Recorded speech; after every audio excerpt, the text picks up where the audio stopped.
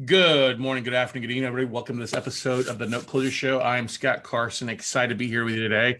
And today is going to wrap up really the third part in our three-part series about the three F's of note investing. We've talked about the finding the assets. We've talked about the funding on the assets. And today we're going to talk really about the exit strategies for the three F, as I like to say, is the flipping side of notes. Now, yes, some people talk about the flipping or the flow, those different things. I like to consider them all together because if it's an exit strategy, you're really buying the paper in some sort of fashion and then looking to flip it of some sort, whether it's through one of 10 different exit strategies that are available out there. So one of the great things is for those that are listening to this show on iTunes, awesome. Thank you for listening. As always, please feel free to subscribe, leave a review.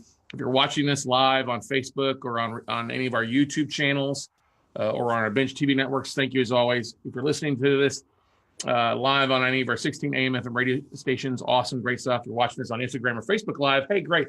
We encourage the interaction as well. If we can possibly get you guys to respond, that would be awesome. If not, hey, take some notes, grab a piece of paper. If you're out driving, listening to this, make sure you don't trip on something or run into something and cause an accident. So, like I said, today, this episode is all about the different exit strategies that are involved with note investing. Like I said, it's a third F in the three F's of note investing. We talked about finding, funding. Today's all about flipping. So let's dive into the content here that we're going to discuss with you guys today.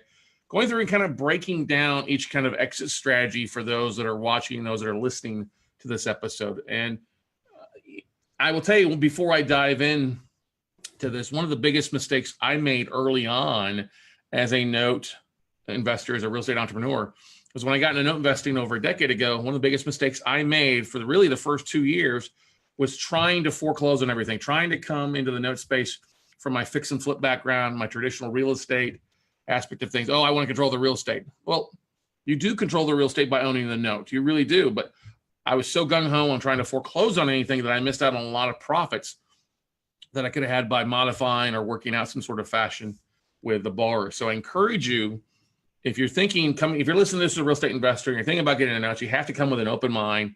Every deal has its own country western song. Every deal has its own set of specific things that happen based on the foreclosure timeframe, based on what's going on with the borrower, what happened with them. All right, what's going on in their mindset. You have to keep that in mind when you're looking at buying distressed debt. And you always buy something, and you want to try to keep at least 2 or 3 of your exit strategies open and options to you. I'll tell you right now, a vacant asset is going to have very limited exit strategies. When you're buying a non-performing note and it's vacant, your goal then is really try to get a deed in lieu if you can, or have to foreclose. And then really it's not a modification or any of the strategies that are going to keep the borrower in the property. You're going to end up foreclosing and then trying to sell it as an REO. And hopefully it doesn't need a lot of work, but for every asset that we've ever bought that was vacant, 80% of them, I would say, needed some sort of major rehab. Very rarely going to buy a vacant asset and be able to list it on the market immediately. That has happened a few times. Been very blessed to do that quite a bit, especially down in Florida and some other areas of the country. But for the most part, you're going to have to do some work. And that's one of the biggest mistakes I made early on. Like I said, is I could have tried to keep the borrowers in the houses, and we'll get into that more in a second, because if I can get them reperforming, that's really the biggest profit. We start looking at ROIs, time value of money, the velocity of capital as well too. So got a lot of stuff that we're going to be diving into. Like I said, if you'd like to, you can join us live on Facebook channel, or also on the Note Closure Show Instagram TV feed that's running live now. So what I'm going to do is I'm going to pull up a little bit of those that are watching this video here. If you'd like to go back and catch the video, you can, because we're going to pull up a PowerPoint. This help me kind of keep me guided through the 10 different exit strategies with you guys. That way, I'm not getting sidetracked and going somewhere else. So, like I said, 3 F's of notes and the flipping. That includes all sorts of different strategies on it, but it's all about your exit strategies. How are you going to make money now that you've bought something, right? I bought a non-performing note. How the hell do I make money with it? That's what most people think, okay? And so there's really a quick rundown, 10 different exit strategies that you can really kind of dive into. 1 is wholesaling the note. 2 is reinstating the loan. 3 is modifying the loan. 4 is just offering a loan assumption to the borrower. 5 is a short sale. 6 is a deed in lieu, cash or keys. 7 is a cash payoff. 8 is foreclosure. 9 is to resell the loan. 10 is to sell the reperforming loan. And then that's basically 10 strategies. Now, one of the things we will not be discussing in here, just so everybody knows, is we won't talk about hardest hit funds. All right. Hardest hit funds are extremely difficult to get. A lot of states are no longer offering that. You should not be buying a non-performing note in one of the 19 states that are offering hardest hit funds, one of them that did, and expecting to get that as your major exit strategy. That is a big no-no. That's how you're going to end up losing money when it comes down to everything. So let's talk about what do you do with these things once you end up taking closing on the deal, and we'll go from there. Okay. So first thing, wholesaling notes. Very, very common for those that are, a lot of real estate investors get into wholesaling notes right off the bat. It's one of the first things to get into real estate, wholesaling real estate. And you can do the same thing in the note business. You can do wholesaling pools, portfolios of loans. You can wholesale individual assets. All right. You can charge a flat fee. You can charge a percentage. I mean, like a flat fee could be like $500 or $1,000 or $5,000, whatever. Percentage could be 2%, 3%, 5%. Depends on what you've got the asset under sale for, and literally what the deal can hold. If you are buying below, really probably in today's market, below 60% on a one-off asset, and it's a higher valued asset, I'm going to say higher than 75 grand, you're going to have a harder time. You can't really go above 65% when you figure in what you're getting it under contract for, and then what your wholesaling fee is. Now, the better thing is to have it at 50% or less. Then you get a little bit of room in there to make it to 55%. But also keep in mind, you've got to do some due diligence. The best wholesalers are the ones that know the deal. They're the ones that are working through the asset. They know the value of the asset. They really know what kind of condition. They know the numbers. You have plenty of wholesalers that just throw spaghetti against the wall trying to get stuff to stick. And that's not a good wholesaler. It doesn't make sense. Our buddy Cedric here, he came across a mobile home park in South Carolina on a tape. He spent some drive. He drove a couple hours up to take a look at it. Liked it. Got it under contract for, I believe, 85 grand. He knew it was well over worth 100, 150. He wholesaled it to another mobile home investor and made a $15,000 wholesale fee. Now, he never took control of the property. Yes, the original contract was in his company's name. He just did a one-page wholesaling agreement that outlined it. He shared the due diligence with the buyer. He made the buyer who bought the note from him ultimately sign a non-disclosure agreement, so the guy wouldn't go around him. And good buyers, they should encourage wholesalers to bring them deals on a regular basis. They should be happy that wholesalers making some money, because that way they're making money and continue to bring them deals. I'm glad to work with wholesalers that actually control the assets. Now, what you don't want to have happen is like something that happened I saw this morning on one of the Facebook groups I'm part of. Somebody's got an asset under contract, and they came across somebody on Facebook trying to wholesale that asset off to somebody else. And I'm like, wait a second, this guy's a joker broker. You do not want to be a joker broker. What is a joker broker? Is they get a listing, they send it to somebody. They're just blasting out to anybody trying to get somebody to buy. They may get a listing, and then they try to send out their list as well and try to do the work between. So one way to identify when you are dealing with joker brokers is seeing when somebody comes back and when you ask what the price of an asset is, or pricing, they say, oh, it's like 45 plus 3. Okay, that's normal. They're charging a 3% fee on top of it. Okay, great. But when you start seeing 48 plus 3, and if they're not dealing directly with the seller, and you're in a daisy chain, you may see maybe it was 30 plus 3, then 33 plus 3, 36 plus 3, 39 plus 3.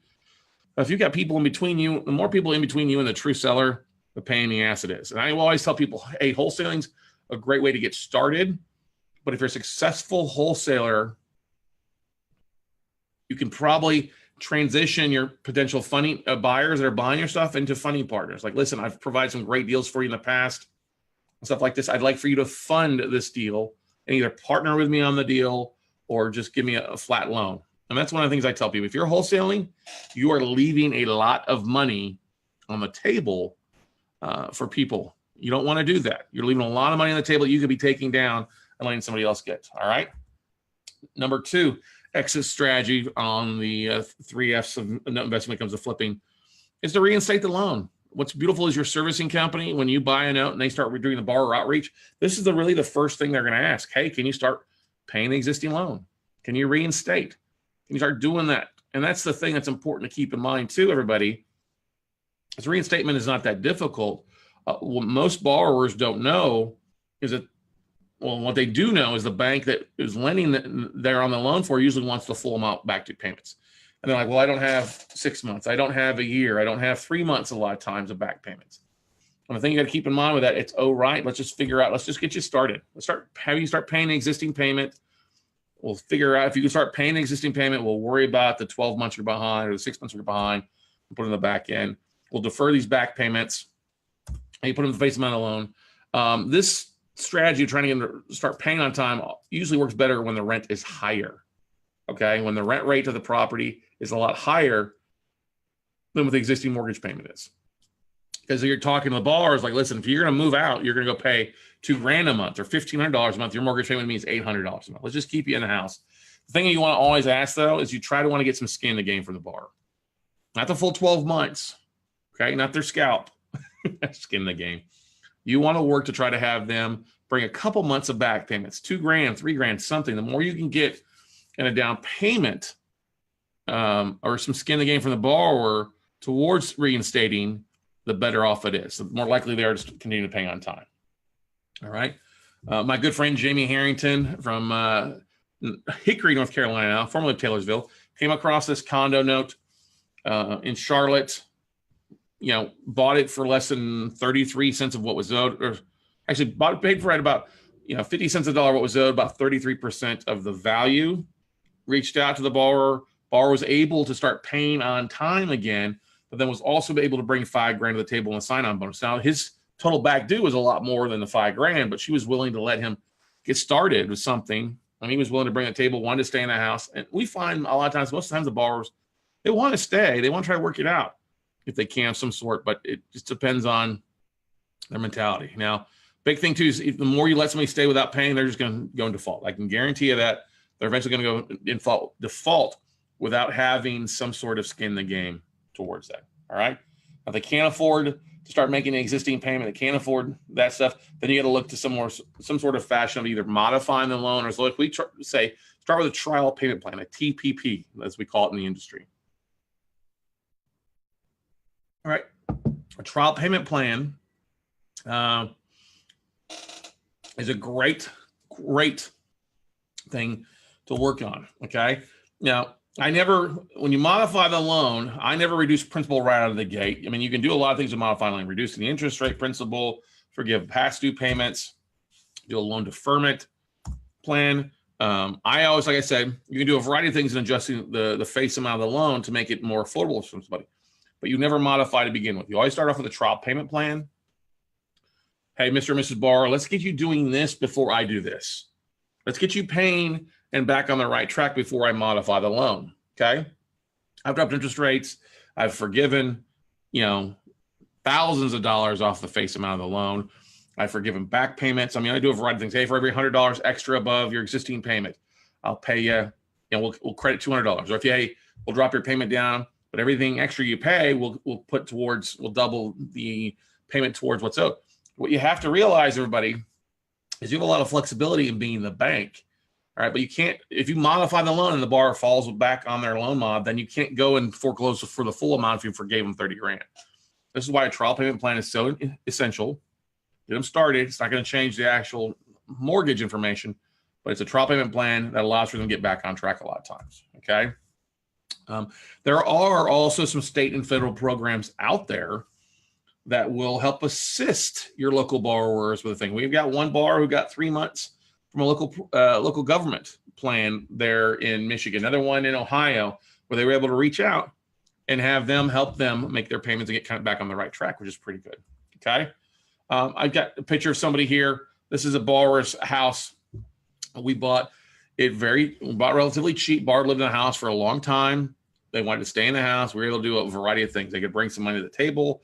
You start paying their existing payment on time. So the funny thing is when I got this, the note in the mail, not the note in the mail, sorry, when I actually got the loan file in the mail, it wasn't just in a FedEx envelope. It was in like a banker's box. And when I got it, when I showed it in my office, I thought we had like 20 files in it. It turned out to be one file. As I'm flipping through the file folder, I'm seeing a hardship letter after hardship letter, loan docs, W-2s, bank statements. This bar been doing a loan mod for 4 years. been trying to stay in the house, has been gotten sick, raised her kids. And when I reached out to him, I actually picked up the phone and called him myself. If you're not familiar with talking with borrowers, you should have your servicers do this. You should have your servicing company or your loss mitigation team or your attorneys handling what's going on with the trial payment plan. Okay. Now, that's one of the big things too. When I reached out to him, the borrower was extremely friendly, wanted to stay in the house. We were able to come to an agreement immediately.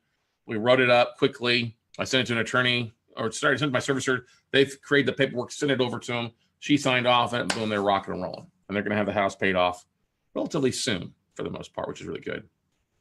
But the thing you got to keep in mind, everybody, is you should not be contacting borrowers. If you don't have a license or not taking any classes on debt collection, let the experts handle it. All you're going to do is screw shit up.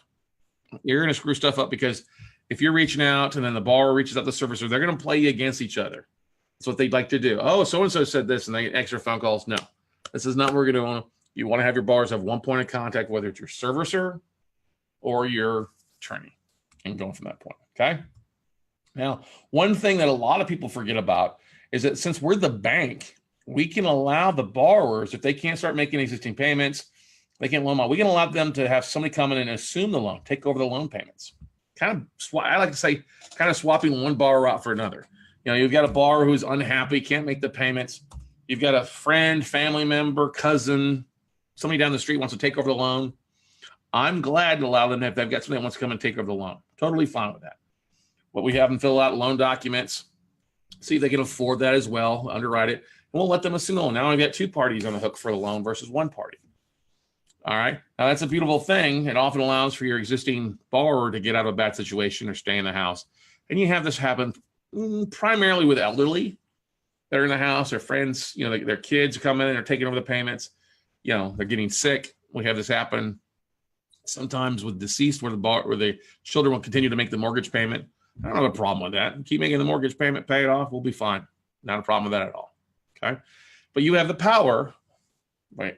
You know, like He-Man, I have the power of Grayskull to do what you want to do. All right. So you can really help them out and turn a good situation to a bad situation. Okay. Sorry. Taking a bad situation, turning it into a good situation. Okay. Now, let's say they can't make payments on time. They can't make a payment that makes any sense.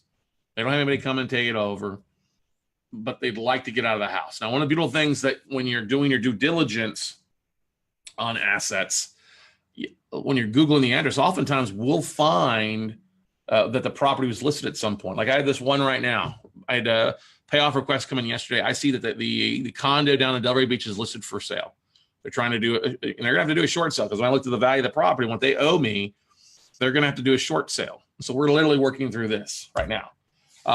So you buy the note, become the bank. Okay. Maybe the property's, the borrower's already listed the property or has listed the home in the past. You know, you've usually got a realtor involved.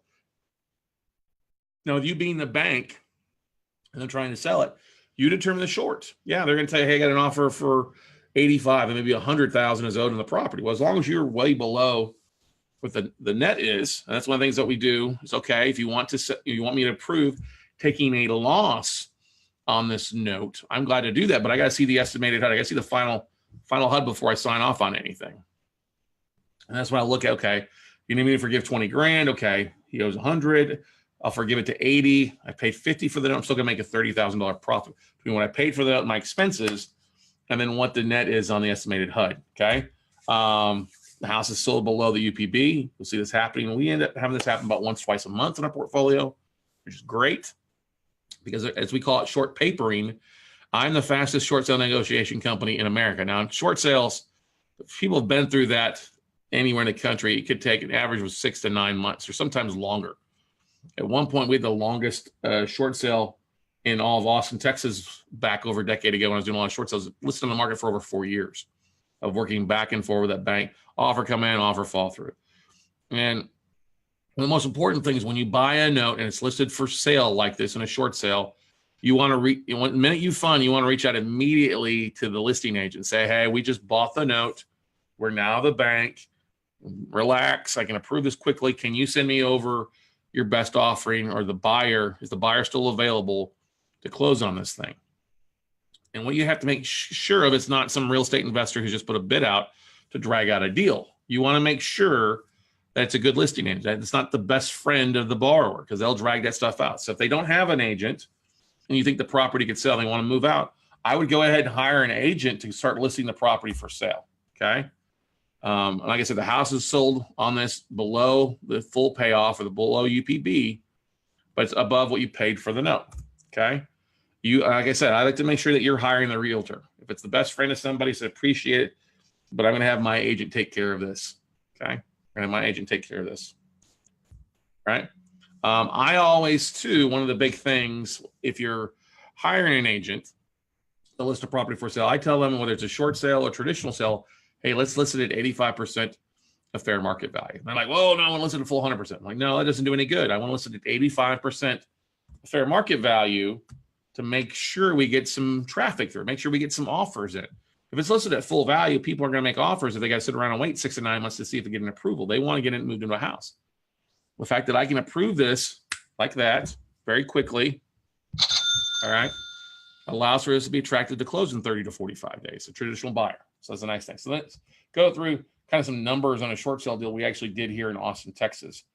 Came across this property that we were looking at the foreclosure lists and saw that this bank was selling, bank that we bought the notes from in the past, actually was the lender on a shortlisted short sale. And the borrower, nice looking house, 3-bedroom, 2-bath, 3-bay car garage, corner lot, kind of North Austin. Bank was owed $195,000 plus rearages and payoffs. So they owed over $200,000. Unpaid balance was $195,000. Okay. The home as it sits was worth about $150,000. It needed some work, needs some updating. Okay. Elderly people would have been living in it. Needs some updating. Okay. Well, we were able, since it was a listed short sale, this is one nice thing as well. If you see a listed short sale, you can often get interior access to it. You either call your local agent or go out and take a look at the property if you're an agent. Okay. You can walk through it, see kind of condition. That's what we did. We went out, opened the lockbox, walked through it and said, oh, hey, okay, needs some work, but hey, here's some numbers on this. I wonder if we can reach back out. So that's what we did. We reached back out our contact on the special assets, secondary marketing department, not servicing, special asset manager at the bank, and said, hey, bud, we bought these other assets from you. I see you've got one. It's a pending short sale. It's been on the market for a couple of years. Would you be willing to sell that note off to us? Sure enough, he went back, said, yeah, make me an offer. We made him an offer. First offer wasn't accepted at 60. We did make an offer at 75, and that stuck. So the minute we had that offer, he was willing to give us 2 weeks to close. Well, we immediately went out to our private investor here locally and said, hey, I got this great deal. It's a note we're buying for 75. It's worth about 150. All right. And it's got offers on it, because that's one of the great things too about short sales. When you talk to the short sale agent, oftentimes they can tell you if they've got a really solid offer in place. And oftentimes they'll say have a solid offer if they're not really looking for more bids. And this was showing, hey, pending, third-party approval required. When I called the agent, when my agent called the other agent, they're like, well, we've got a really strong cash offering. We don't want to add anything to the mix. There's no guarantee you get into it. You know, so, well, do you want to back up offer because you fall through? Is there a number that I can come back? And they were like, well, no, offers in the 150s. I don't think you're going to beat that. I'm like, okay, fine, thank you. But I knew they had an offering in the 150s by that conversation alone. Okay. We bought the note 75. We immediately contacted the agent, said, hey, we're new to the bank. Boom. We approved the short sale after getting the paperwork and the estimated HUD. We ended up netting, after closing costs and things, 135 on the HUD. And so, of course, we made a nice $60,000 profit in roughly 30 days, because they closed roughly in about 3 weeks after we bought the note and the transfer was taking place. So it was a really nice split of profits for our funding partner on that, because we went 50-50. Now, great deal. I wish they all happened like that. That's not always the case. But that was a great deal that we were able to find, just because we knew that one bank was selling assets we've already bought from them in other parts of the country, and we reached out. And the beautiful thing is, this deal, even if it didn't work out, we were able to get added on their other list for other deals they had available. So sometimes we'll use a listed short sale as a warm lead into getting on that bank's other assets, okay, and whatever list they have available, okay? Short papering, short sale, great way to make some good capital, okay? Deed in lieu, cash for keys. This is a pretty common thing that happens a good chunk of the time. If you look at what you modify, you probably get somewhere between 25, 30, maybe more to modify or reinstate in some sort of fashion. If you're going to be better at that, the better you get at it, the more you do due diligence and target assets. But what'll happen, you surprise, you think an asset is occupied and it turns out to be vacant. The power's on, power looks like it's good, lights are on, but nobody's home. So deed in lieu, cash or keys is our exit strategy number 6. It's basically the same thing. This is where the borrower gives the home back to the bank. Pretty simple. They literally just give you the house back. Now, what you have to be careful of is always before you accept a deed in lieu of foreclosure or offering cash for keys is making sure there's not any outstanding liens on the property, any seconds, any junior liens that are going to, if you forgive that or take that first lien back, forgive it, and the second's now dropping the first, now you got to pay them off. In case there is a large second lien or other things on there, you may want to just do a consent to judgment, cash for consent is what we call it, where we get the borrower to agree, hey, to the judgment, and that allows us to speed along the foreclosure to wipe out those junior liens. Now, if there is no junior liens, no seconds, yes, you can accept the property back, let them walk. In contract for deeds, you'll just do a cancellation of contract, let them walk. One of the things that we have done to help speed up this process, if we've got a borrower who may be a little difficult, is offering cash for keys to incentivize them to walk away. Hey, we'll give you $5,000, we'll give you $3,000, we'll give you $1,000. I've done cash for keys anywhere from $500 to $10,000 to speed up the process. Because the sooner you take back the property, the better off it's for you. You're going to be good. And yes, I'm not going after from the debt. I'm not going to go after them for the debt. I'm just going to let them walk. Yeah, we'll 1099 them for that, and they can go then file a IRS 928 form, insolvency form, and worry about that. Sometimes I won't even send them a 1099. Okay. By that point, if you've taken a deed in lieu, cash for keys, now it's an REO. Now it's a house that you own. You can do whatever you want with it. Whether you want to sell it, you want to keep it as a rental or own or finance it, you've taken the property back. It's important. Now, one big thing before you accept the deed in lieu, cash or keys, you always want to make sure that the borrower leaves it in good, clean condition. You don't want them to trash it out. You don't want to leave them junk. If they leave junk in there, you're not going to pay for it. They didn't leave it in good, swept out condition. Okay. I like to say they walk scot-free. But the borrower walks scot-free. We do, deed in lieu, cash or keys, this happens a good chunk of the time, 25, 30% of the time. It all comes down if you can get the borrower on the phone. You can get the borrower on the phone, great. Get them with the right party contact, see if it's an option they would consider, and then go from there. Otherwise, if they won't do it, hey, then you're going to move on to foreclosing if you can too. We're not going to go after a judgment for them most of the time. We're not going to do any late pays, do any credit flaws. If the borrower's willing to work with us in deed in lieu or cash for keys, we're not going to chase after for other things. We just want to work with us and go from there. Okay. Our good buddy Tony here, he's Tony Miller. He's a pilot, travels all across the country. He bought a condo note and was able to find out that, because he lives in South Florida, that was in good condition, swept out condition. Borrower lived further off, was able to negotiate a deed in lieu in less than 30 days, and then bought the condo note for $30,000, got deed in lieu in less than 30 days, had it sold and listed on the MLS, and sold it for over $100,000, I believe, if I remember correctly. This was down in Fort Lauderdale. It's a great deal. Paid the HOA a little bit for them to go away, but deed in lieu, cash for keys. We're negotiating this on a monthly basis. With hey, let's give you some money to walk. If you're not going to pay, let's give you some money to walk and go from there. Now, occasionally, you'll have borrowers that will bring money to the table and do a cash payoff. Now, what is this? This is where the borrower pays off the loan. Pretty simple. Okay. You can do where maybe it's structured payments where they're making payments on the loan over 90 days or 30 days or partial payments here, just getting you paid off. Or they can do one lump sum. What you want to do, though, is always have this written out in specific terms. Hey, you're going to bring 10 grand to the table here, and you're going to bring 10 grand to the table here, or 30 grand to the table here. Work with them. Now, I've had this happen a few times. Maybe the borrower goes and borrows money from somebody. They get refinanced out. We usually won't be a hard money lender because hard money lenders will not usually lend to an owner finance buyer. But there are some foreclosure bailout programs. Some of these new non-prime lenders are coming in and willing to do a foreclosure bailout. Or they can go to their 401k and do a cash distribution off the borrower against their 401k to wipe you to pay you off. The lower balances have a higher hit rate when it comes to getting paid off. Just as happened because they can scrounge together more, right? But that doesn't mean you can't have a nice high-end home get sold. Now, Leslie Schiff here, our friend, the Austin transplant from Southern California, she had this happen in Tennessee, if I remember correctly. Door knocker went out, knocked on the door. The wife of the borrower answered the door, was very surprised to see why a door knocker on behalf of the servicing company was knocking on the door. And she was unaware that the house was in foreclosure.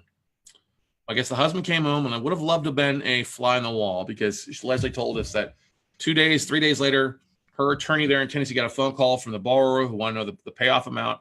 And lo and behold, he showed up with a check. I guess he'd cashed out his 401k, borrowed against it to pay off the loan so they could keep the house. Now, that's great. That's awesome. Didn't even ask to try to negotiate down. Leslie said she would have negotiated a little bit and stuff like, but didn't even ask. So, hey, if you're not going to ask, it's your loss. So you'll have that happen. It's a great story when it does for us. Sometimes it's a great story for the borrower too, because they're back on their feet. Now they own that free and clear house and do whatever they want to. Okay. Now let's say you can't get the borrower to pick up the phones. They're a pain in the ass. They're troubled. They won't do anything with you. You can resell the note if you've bought the note. Now that's not wholesaling. Okay. The reason wholesaling is you never really close a note. You're just selling the paper, selling the contract. Now, with reselling a note, you actually have owned the note. You closed on it. Maybe you held it for a while as a non-performer. Maybe it's a performing note you've bought for a while. Maybe it's scratch and dent, semi-performing, okay? The thing about reselling the note is you've usually bought it cheap enough that you can turn around and sell it, or you've added value to the asset by servicing a loan and doing something sort of a workout, knowing that, the borrower is not going to reperform. This is going to be a foreclosure, or knowing that the borrower is a pain in the ass and it's going to take a little while to foreclose. Now, one of the things about this, you want to make sure that you've bought it cheap enough, and make sure that you're still leaving some value for somebody who's going to take over your troubled asset, take over your problem child. And this happens a lot. You see a lot of funds that are buying like portfolios. They send out massive letters to the borrowers that are like dated for 30 days. And like, hey, this letter is only good for 30 days. We're glad to modify it. We'll get you reinstated. We'll keep you in the house for 30 days. But after 30 days, this letter is null and void, because what's happening is they're trying to get the borrowers to reach out, say, hi, I want to stay. Great. We'll keep them in the house. And those that don't respond, they're selling those assets off at 5 to 10 to 15% markup, because none of the borrowers not responding. They bought it cheap enough, but if you can make a 5, 10, 15% profit in 90 days, let's say that 15% times 4, that's a 60% annualized return to your investors. It's not bad if you're splitting that or whatever. So there's a thing, you see that happening. That's why you see a lot of funds are often trying to move stuff. But the thing that you've added value by, what's going on. You've got it serviced. You've got the paperwork all cleared with you. You've pulled title. The value. And know which way the exit strategy is going to go. And there are investors that love to focus on buying REOs, or they'll buy assets in their backyard knowing that they're going to foreclose and take the property back. They don't mind doing that. William Botnati, buddy of ours, bought some notes in different parts of the country. This one was in Lake City, Florida. Bought it, was working through it, trying to get the borrower to just decide, hey, it's going to take a little long to foreclose. I'm going to sell it off and make my capital back, plus not a big profit, but at least some sort of profit, and let somebody else run with his troubled child. Okay. Now, number 9, if you want to go ahead and go through with it, it's fine. It still happens a good chunk of the time. Brand new investors, usually happens 56% of the time. Seasoned investors, there's ways of working with some of the previous exit strategies of cash or keys or deed and lose or something, stuff like that. This still happens a chunk of the time, and it's really the last option for the investor. You've bought a non-performing note and the borrower's not working with you. They've exhausted your options, you exhausted your servicer, you exhausted your attorney. Just foreclose. Point is, they're not going to respond. Get the foreclosure started. Now, a foreclosure can ruin a borrower's credit for 7 years versus 2 years if they file bankruptcy. And we'll get to kind of a little bit about bankruptcy in a minute or two. All right. Can ruin the credit for 7 years. They don't know that. Okay. And each state has its own foreclosure time frame. Judicial is going to be a little bit longer versus a non-judicial state. Like here in Texas, we do everything faster. Fast highways, fast foreclosures in 21 days, fast executions. All right. In other states like New York, it could take you 3 years to foreclose. You got to hire an attorney to talk to an attorney to have an attorney up there. So I have a tendency to recommend staying away from those longer foreclosure states unless you're prepared to wait out the deal. And those longer foreclosure states are New Jersey, New York. If you're interested in Puerto Rico assets, Puerto Rico has a long, like 27-month foreclosure time frame. You can check out the different foreclosure time frames by just going to the Fannie Mae website and searching Fannie Mae foreclosure time frames. Now, you can start your foreclosure process basically after 90 days late. All right. And a lot of the assets you're buying, you're going to be more than 90 days late. Start sending out that demand letter and see about working out, trying to get the modification. And that's the whole point, trying to get the borrower to raise their hands, reach out to you. Hey, a lot of times they've gotten away like, you're giving me an inch, I'm going to take a mile. All right. You're giving me an inch, I'm going to take a mile. Okay. It ends with me. You need to either put up or shut up. You either need to pay, pay, stay. All right. So important thing is here is get that started. Don't wait longer to start it. Start the process, get things rocking and rolling. Yes, it may take a little while for servicing to get transferred, 30, 40, 60 days.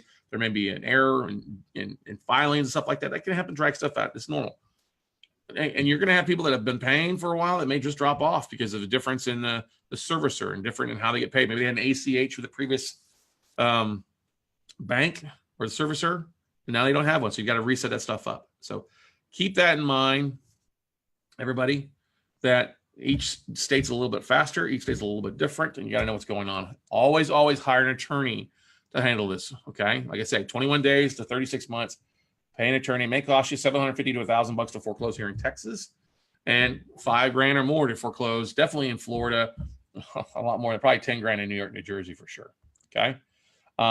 You're going to have higher foreclosure rates on vacant properties than you would occupied assets. Occupied assets, you have the full strategies to keep them in the house of either, like I said, trial payment plans, reinstatement, loan mod, loan assumption, even short sales or cash for keys. Vacant properties, they're pretty much gone like the wind. You better expect to start stuff and have to go through that route. Okay. Like I say, $750 to $5,000 to foreclose in most of the states we buy in. I like selling the property at the auction. If I'm going to take it to foreclosure, I want to try to price the property to sell at the foreclosure auction if I can. And the thing to keep in mind with that is I listed at 85 cents a dollar. What's our opening bid going to be? You list it for the full value. Now, if you want to take the property back, you like the house, you want to take it back for your own, great. Keep it as a rental, that's fine. Just list it for the full payoff as long as it exceeds what the real value of the property is. Now, if you want to try to sell it and be done with it, hey, incentivize people to bid on it. Listed at 80, 85, get your 85% as long as well below what you paid, what you're into it for, and be happy, because then you get a check versus then having to go out and clean up the property, change the locks, deal with any redemption rights, that kind of stuff. Be done with it. Now, I don't like buying first liens in Alabama and Minnesota for the most part because they do have a longer redemption right of a year, where the borrower has a year to come back and pay me off before I can sell the property off. Other states don't have that. Once it goes to foreclosure, it's gone. But you have to be careful of redemption rights. You may want to do, we reach out to the borrower. If you know you're going to foreclose, maybe there's a junior lien, you've got to foreclose that out. Go ahead and have the borrower, if you can, pay to release the redemption rights. If not, you're going to have to hold on to that property for a while. And if you've got a year redemption period, you can't really do a lot of heavy rehab to the property, because if they do come back, you're not going to get reimbursed for that. So one of the things you can do is turn it in, if it's a decent property, turn it into a short-term rental, Airbnb it for a while. Keep that in mind in those states. All right. Now, if it's a contract for deed, if you've done a cancellation or do have to go to foreclosure route, depending on the state, then they're as long as the contract for deed, it's an eviction for the most part versus the foreclosure. If you've got a foreclosure and go through that, it's month average time frame across the United States, 6 to 9 months for the most part. So keep that in mind. Some states are shorter, like Georgia, North Carolina to begin with, Missouri. Then you've got some of the longer ones, Illinois. Okay. That can take a while to foreclose up there. I'm not a fan of buying in Cook County. Don't ask me. Okay. It's Chirac. It's like a 3-gun alley. Okay. Careful. All right. I like to say get everything started within 30 days. If you get everything servicing, transfer, everything goes, hey, give the borrower 30 days. If they won't respond, they won't reach out to you, then move on. One of the things that I like to do, and we teach this in our different workshops, is for us to send out our own hello letter. Don't wait 3 weeks or a month for this new servicer to send out the hello letter. I like to send it out a week after we fund. And it does direct the borrower not to call us. It directs the borrower to call our servicing company, to call our asset manager, to call our attorney, to contact them directly so that they can avoid the foreclosure. We'll keep them in the house if they want, but they won't deal with us. They won't pick up the phone and call us, and we're going to move on. Okay. Number 10 is resell the performing note. Now, we talked about reselling the non-performing note. Hey, get on the scene. Now, with reperforming notes, somebody reached out to me the other day. Hey, Scott, I'm trying to sell a reperforming note. I'm like, okay, it was non-performing to begin with. How many months do you have it performing now? And he said 15 months. I'm like, great. A lot of banks, investors, even funds out there are looking for performing notes that have 6 months of seasoning or greater. Now, what I mean by seasoning, that means basically they've collected on-time payments for 6 to 12 months, and it should be through a third-party servicer. If you're servicing your own notes, you're probably going to end up holding on to them. If you're collecting checks or money orders, stuff like that, and you don't have a third party handling that for you, you have to expect really to hold on to that. I just don't trust that paper as being performing. Okay.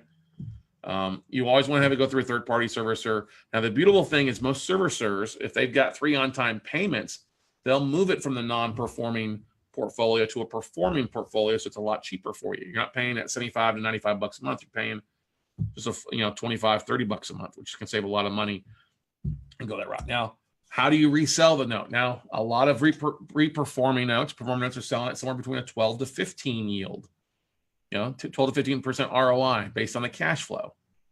Now you have to look at if it's, it's a reperforming loan at 4%. All right. And the seller's trying to sell his reperforming note and you want 12%. That means you're only paying 33% of really the UPB based on things.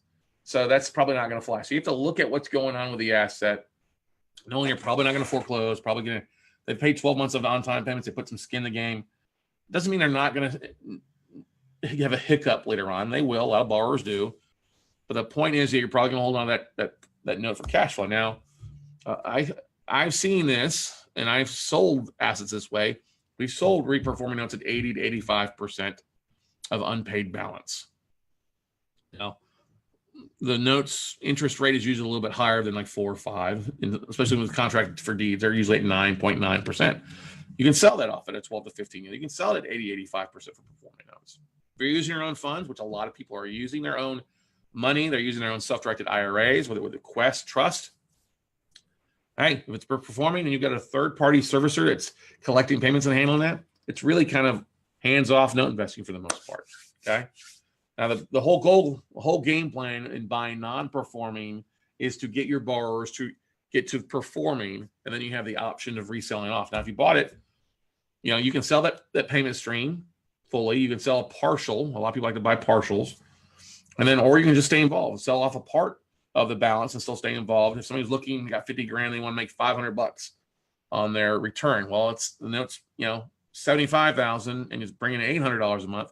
Yeah, okay, I'll take your 50 grand, pay you 500 bucks, and I'll arbitrage and keep that $300 difference between the 800 and 500, and I'll retain that difference in case something happens. So I've got some cushion to come back and foreclose out the borrower or go from there. All right. Big buyer of non-performing notes is FNAC USA, First National Acceptance Corporation. They're out of Lansing, Michigan. They have a satellite office here in Austin, Texas. Fred Foote is the principal over there. Our buddy Daniel Malcolm, Jay Daniels, Andy Lemons work over there. We've had them on Note Camp and our virtual workshops before. They do a great job. One of the biggest buyers. And what's really great is they have a portal, FNACUSA.com, where you literally get online, type in all the information. It's a performing note. You can do this for owner finance. They're a big buyer of owner finance notes. Performing or reperforming, they'll look at stuff with season on that stuff. So go on there and put a bid in. They'll come back with either a full purchase price of the note or even a partial. And sometimes both, sometimes either or. So check it out. First National Acceptance Corporation. It's FNACUSA.com. There are a lot of hedge funds looking for performing notes as well. Think about this. A lot of hedge funds have raised capital at very, very cheap prices. I know several funds have gone out and created mutual funds where they're paying like 1% in money markets and stuff to investors. And they're taking that money at cheap interest rates, and they're glad to buy something that's yielding an 8% return because they're making 800% return on their money. What's not to love about that? The cheaper you have, the better off. Now, that's actually a strategy we've talked about before on one of our Note Night in America webinars. I think we've also done an episode here on the Note Closure Show as well, too. If you see some performing notes that are paying 12 to 15, and you've got people you've talked to that have that want to make 4 to 6, 4 to 8% of their money, why not use their cheap money to purchase a performing note and arbitrage that difference in for you? I can remember my friend and mentor early on, Jamie Kayla, used to love doing this. It's like free money. You're taking one person's money that they want, you're able to give them that 4, 6, or 8% return, and you're making that difference between their money and the 15% or 14% it's yielding, making a good return on the money, and you're doing a good thing. It's a win-win-win across the board. It's a win for you, obviously, you're making some money. It's a win for the person that wants to make a return on their money, where it's making 0 or 1 in their, 1 or less in their certificate of disappointment. They want to make 4 to 5. It's also a win for the seller who's selling that note off, at 12 to 15. So that's a great thing to do. Now, one strategy that pops up, a lot of people always ask me about this. Well, what about bankruptcy loans? Is that a good thing or a bad thing? I know with most traditional real estate investors, bankruptcy is not a good thing because, I can't take the property back. They got to deal with bankruptcy. In the note business, it's a good thing for us because the fact is that it's going to be either a Chapter 13 or a Chapter 7 on residential. Chapter 13 is going to be a payment stream. When a borrower files bankruptcy, you go to pacer.gov. You can download the whole bankruptcy report, the bankruptcy filing. It's like 8, 9 pages of just great information. It tells you what the borrower owes, tell you what they think the value is, tell you what else they have, tell you what they have in for income. And for the BK Chapter 13, the bankruptcy courts are going to try to give them a 5-year plan. Try to give you the borrowers a 5-year plan to get back on track. And so that turns into a loan mod. Now, bankruptcy Chapter 7 is liquidation. Basically, you're going to take the property back at that point. You can still negotiate a deed in lieu. You can still negotiate if the borrower is filing bankruptcy for other reasons, maybe it's for medical bills or credit cards. You can always have the mortgage removed from the bankruptcy filing and just negotiate a loan mod that way. You should not fear bankruptcy Chapter 7s or Chapter 13s. You're just going to hire an attorney to file a claim for you. I love bankruptcy loans, especially Chapter 13s. The biggest thing is that you have an attorney to talk to now. All right. It'll either be payment plan or you're going to get the asset back. Okay. As I said before, most people are removed from the bankruptcy, and it either becomes a loan modification. If the borrower doesn't fall through the payment plan, Chapter 13, then you can always foreclose. All right. So it's a good thing. Our buddy Jack Krupe in New York has been running a large bankruptcy fund for over the last couple of years. I think that $150 million fund and just focus on bankruptcy Chapter 13s they chase because they like the payment streams. They like knowing the cash flow is coming in off that stuff. Now, you got to be careful. Oftentimes, funds that have BK Chapter 13s are going to sell that loan off higher or closer to a reperforming note rate because it is a bankruptcy Chapter 13. So be careful that you're not overpaying. When we paying 80, 85 for a new BK Chapter 13, there's no guarantee it's going to perform. Okay. Lots of information. This is not meant to be a complete education, obviously, on all the different exit strategies in note investing. I highly encourage you, if you're interested in getting more information, go to noteblueprint.com. That's our online training course. Got a lot of great stuff in there, deep dive in there. We actually have Joel Markovitz from our buddy from California. A special part of that is on the loan service, is on the exit strategies, is on the different ways to make money out there in the note business. So highly encourage you to check that out at noteblueprint.com. And you'll get some great stuff out there. But as always, guys, you can always connect with us on LinkedIn, Facebook, Instagram, Google Plus, even still Twitter, by looking for either one Scott Carson, at YouTube and We Close Notes, or Vimeo accounts by looking for a WeCloseNotes.com channel out there. But I wanted to open this up kind of now to some of our Facebook viewers that are out there for some questions before we dive in and start looking and dive into anything more. So, we've got a lot of stuff that we covered, obviously, in the exit strategies, okay? The thing you got to realize, I appreciate for those. Let's see here. Corey Young asked a question. Do you know anybody that has bought up after the seminar and what their experiences have been? I don't know what you mean by that, Corey. Have bought up assets. Yeah, we have a lot of people, a lot of our students that are buying assets on a regular basis. They're buying for their own portfolio, and they're doing some great stuff. And it all depends on what they're focused on. Some people aren't focused 100% on buying distressed debt full time. They do it as a hobby. So I think I need a little bit more clarification in that question from you. But yeah, we got a lot of people that are buying assets and making some stuff happen. Okay. Now, one of the biggest questions we get is how do you focus on one exit strategy? Well, that's the thing you got to be careful of. If you just try to focus on one exit strategy, oh, I'm just going to take everything to foreclosure. Like I said early on, that's one of the big mistakes that you can make. All right, biggest mistakes that you'll make is doing that. Is just trying to focus on fix and flips, or I just want to focus on buying these for rentals, or I just want to buy on the performing side. Now, I like performing assets. This is why when we buy non-performing notes, we're always double checking to see what's going on. Is the borrower home? Is the borrower, are they working? Is the power on? What's going on? Is the house being taken care of? Is there looking like somebody's living in? We're peeking in windows. Wouldn't necessarily recommend walking around the property if you think somebody's home. You might get shot doing that. Okay. Now, the thing that you got to realize, too, everybody, is you got to be a little flexible. Some of the assets that I bought that I thought that were going to turn into performing notes or reperforming, turn into foreclosures. Others that I thought were going to be foreclosures, turn into reperforming notes. So you kind of have to be ready to rock and roll, quite a bit, and be able to be flexible when things change, because things are going to change. That's a given fact that things are going to change with your asset as you work through things. I'll give you an example. Around the first time of year, we have several borrowers that got their loan completely up to date just recently because they went and got their tax returns. And it was a sizable lump sum, so they put it towards the mortgage payment, got back up, and we were working through the foreclosure process. We've stopped that now. You have people that get sick or they get laid off. I mean, life doesn't stop happening because you're a mortgage investor, your mortgage in default. It also doesn't, you have to keep in mind too, you have natural disasters and things like that. So some of the things that have worked out well for us is having insurance on properties, especially on the loans, that when we did buy the asset and we walked in and it's covered in black mold, hey, we're sitting okay. All right. Or the fact that when we came in and we were able to repair things if the borrower trashed the property on their way out. So just be a little flexible on kind of where you want to go with the assets. Like I said, every asset is a country western song. By this time, I should be better than George Strait or Hank Williams Jr. or all the country western song best hits I've had with the different types of deals that we've done over the last couple of years. So there are any questions or comments for those that are watching on Facebook Live or watching on any of the different channels out there? I'd love for you to ask those questions, put that in the box there as well, and try to answer them before we wrap up for the day, for this episode. But like I said, everybody, there's multiple strategies. The more you know about the strategies, the better prepared you're going to be when you're making bids, when you're looking at the due diligence. I mean, if the power is turned off and the property is vacant, it's probably not going to reinstate. So you're going to lose those chunk of performance-based exit strategies. But as I like to say, when I'm doing my due diligence, I say, okay, what's it going to look like? I'm going to run numbers if I can get a reinstate. Provides it's occupied. If it's vacant, I almost always kill the deal because I like stuff that's occupied, unless it's here in Texas somewhere or in Florida.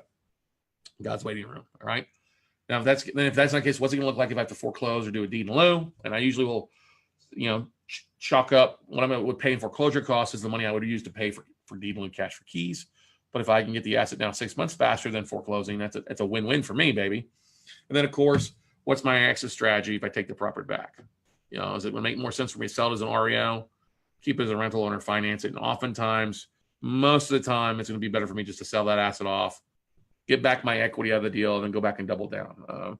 Nothing wrong with owner financing, but you're going to end up tying your equity up for another 12 or 18 months that you can't really tap into. There's nothing wrong with rentals, except I don't want to create another job, and especially if you're buying in multiple states. That can be tricky when trying to do a rehab or a rental from across the country. So other than that, everybody, that's what I've got for this episode of the Note Closure Show. Hopefully this is valuable for you. As always, check out our website, weclosenotes.com, for more information. As always, thank you for listening to the podcast. Thank you for sharing this as well.